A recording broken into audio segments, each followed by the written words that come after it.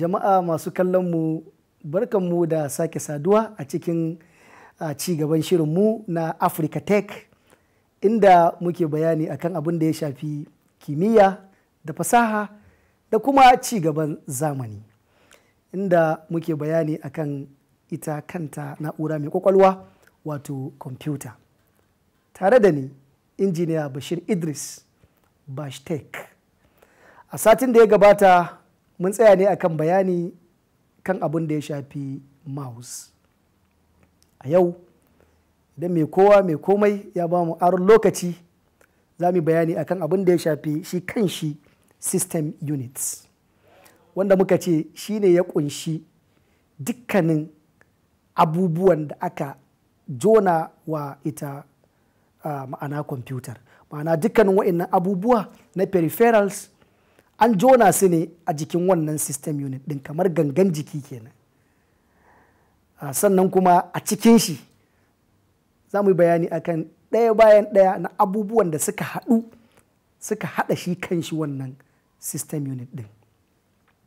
A system unit mun yi bayani a darasinmu na farko, muka ce ita kwamfuta za ka ganta kala-kala, ma'ana bambancin kamfani, bambancin suna, da kuma shi kanshi bambancin aiki din. Hakan yana faruwa ne ta hanyar abin da ke cikin ita kwamfuta din na hardware din, wa'innan ababe da suka haɗa ita wannan system unit din, su ne suke baiwa kwamfuta dama ta yi aiki nagartacce da irin abin da kake so ta yi maka aiki, ko kuma aiki mara nagarta. Sannan wa'innan kamfaninnika suna nan kala-kala daban-daban. Zaman kamfani ba shi yake sa kwamfuta ta yi aiki mai kyau ba ko mara kyau, sai dai zaman abin da ke cikin ita wannan kwamfuta ɗin ko kuma wannan system unit ɗin. A cikin wannan system unit akwai abubuwa da yawa. Muka ce duk da karatunmu ya fi talaka ne akan shi desktop, ma'ana kwamfuta ta saman teburi. Mun ce kuma wa'innan kwamfutoci na saman teburi akwai su kala biyu, akwai kwantattu akwai kuma tsayayyu, akwai towa akwai kuma desktop din. Aka ga sunaye kala-kala, su HP, su Dell, su ga sunan dai iri-iri. Dukkaninsu abin da ke cikinsu shine yake baka irin aikin da zaka gabatar, wa'innan abubuwa da za mu lissafa. Da farko dai mun riga mun yi bayani dama akan input and output port, wanda wa'innan ramuka suna jikin wannan system unit din ne. A jikinsu ne ake jojjona dukkanin wani abu da za a jona na peripheral a jikin ita wannan system unit din. A cikin wannan system unit akwai abubuwa kamar irin su storage devices ɗinka, ma'ana su hard disk, amma akwai floppy disk drive da sauransu. Akwai irin su CD-ROM ɗinka. Mun ce kwamfuta kuma ai tana amfani da wuta ne, to kaga dole a samu abin da wuta za ta rinka shiga cikin wannan kwamfuta. Wannan ba komai ba ne sai abin da ake cewa power pack. Shi ma power pack ɗin nan kuma ya rabu kashi-kashi, wanda za mu yi bayaninsa a hankali. Akwai electronic circuitries ɗinka, ma'ana kayayyakin wuta kamar irin su inductor, resistors, transistors, capacitors, diodes da sauransu, wanda dukkanin waɗannan abubuwa ne da suke taimakawa wutar da take shiga cikin kwamfutar da kuma shi kanshi ma cikin power pack ɗin. Akwai kuma su memory kamar irin su RAM ɗinka da kuma ROM ɗinka, read only memory da kuma random access memory. Akwai irin su expansion buses, expansion slots, expansion cards. Akwai irin su CMOS battery ɗinka. Akwai abubuwa da dama waɗanda su ne suka haɗu suka ba wannan system unit ɗin dama da iko da zai iya ya karɓa saƙo da kai ka tura masa. Akwai kuma shi kan shi uban gayya ko kuma uwar gayya ma'ana motherboard, wanda wannan board ɗin allo ne wanda ba allo ba ne na katako ko na abu, allo ne wanda aka ƙirƙire shi da wa'insu abubuwa na fasaha wanda shi ne ya ɗauka dukkanin wa'innan abubuwa da muka lissafa a yanzu, wanda kuma za mu yi bayanin su ɗaya bayan ɗaya.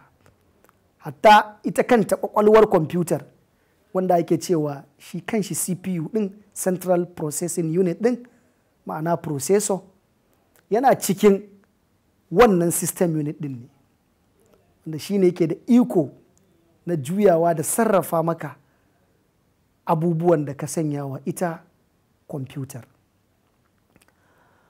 A hankali za mu yi bayanin wannan abubuwa ɗaya bayan ɗaya. A cikin darasinmu na gaba za mu ɗauki abu guda ɗaya ko biyu sai mu yi bayanin su, yadda suke amfani, yadda ake gane su da kuma inda suke ajiye a cikin wannan system unit ɗin. To kamar shi mouse ɗinka, shi RAM ɗinka, ma'ana random access memory. Shi RAM ba ma ka iya gane ita kanta kwamfuta ga baki ɗaya menene amfaninta ko ya yanayin gudunta ko aikinta, face ka fahimci wani irin RAM ne kake amfani da shi a kwamfutarka. Domin ita kwamfuta aikinta da gudunta yana ta'allaka ne akan shi RAM. Shi yasa suke cewa the performance of a computer system determines the size of the RAM. Wato girman RAM ɗinka shi yake baiwa kwamfutar ka dama ta yi maka aiki mai kyau. Shi wannan RAM ɗin da muke maganarsa, ma'ana random access memory, storage device ne, amma yana storing information ne temporarily, yana ajiye saƙo ne na ɗan lokaci. Kenan shi yana aiki ne, su biyu ne suke aiki a lokaci ɗaya, da RAM ɗin da kuma processor. Domin shi processor aikinsa ya maka processing, ya juya maka abin da ka tura wa kwamfuta domin ya fitar maka da ma'anarsa mai kyau. Shi kuma RAM yana riƙe wa processor nan ne wani abu na ɗan ƙanƙanin lokaci. Misali, za ka ga kana amfani da kwamfuta, kana jin karatu, kana typing, ka buɗe intanet, sai ka ga ka buɗe programs guda 5 ko guda 6 ko 7, kuma duka a lokaci ɗaya kwamfutar nan tana juya su, tana sarrafa wa'innan programs ɗin. To lokacin da processor yake processing maka wani abu, shi kuma RAM ɗin yana riƙewa processor nan wannan abu na ɗan lokaci. To girman wannan RAM ɗin shi ne zai iya sa kwamfutar ka ta iya riƙe maka abu ta kuma aiwatar da wani cikin sauri, domin tana taimakawa, ko kuma shi RAM ɗin yana taimakawa processor ka. To idan ya zamana RAM ɗin nan ƙarami ne ko kuma bai da girma, to ba zai iya taimakawa processor ka ba wurin yin abin da ya kamata ya yi. Sai ya zama processor nan lokacin da yake ƙoƙarin ya cinye wani abu da ka sa mishi na aiki, shi kuma RAM ɗin bai kawo masa wanda zai amsa ba domin ya ci gaba da abin da zai yi. To a ƙarshe sai ga kwamfutar ma tana hukin, tana riƙewa, ko kuma ka ga aiki yana mata nauyi. To kuma RAM ɗin nan yana zuwa ne capacity by capacity, ma'ana girma zuwa girma. Ana fara lissafin sa ne daga 100, 1000 har zuwa 10,000, ma'ana megabytes, gigabytes da kuma terabytes. RAM ɗin nan kuma yana zuwa ne kala-kala, domin kowace irin kwamfuta ko kuma kowane irin manufacturer na board wanda ya kirkiri ko kuma wanda ya zana shi wannan board ɗin, ya yi irin yadda yake son RAM ɗinsa ya kasance, sannan kuma ya yi kalan irin RAM ɗin da yake so a amfani da shi. RAM ɗin nan akwai irin su DDR, SDR, double in dual memory ko kuma single in dual memory. Sannan kuma akwai irin su DDR1 ɗin, DDR2, 3 har zuwa sama dai. Akwai kuma SDR ɗin kamar yadda muka faɗa.